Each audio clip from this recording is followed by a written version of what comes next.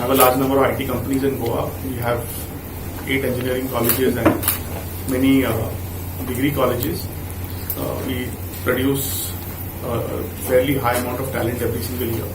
And our focus is to try and build the talent pipeline and bring companies which are in the IR 4.0 space, which is basically blockchain, AI, machine learning, 3D printing, drones.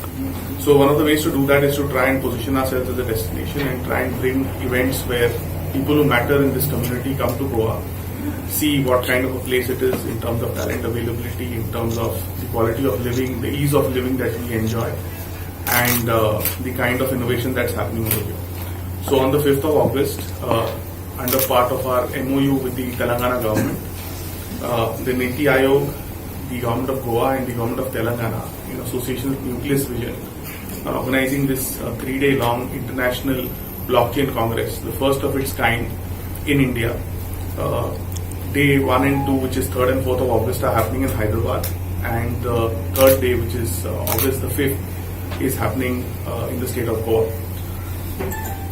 We have, it's a power-packed day. We have 4 tracks.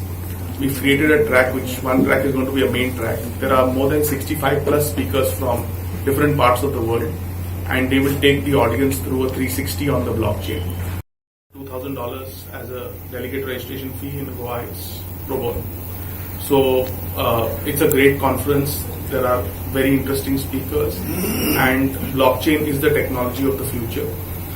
It's transforming a lot of things all over the place, all over the world, and everything because this is like a distributed ledger technology. So every transaction can be validated, and this is something which is here to stay.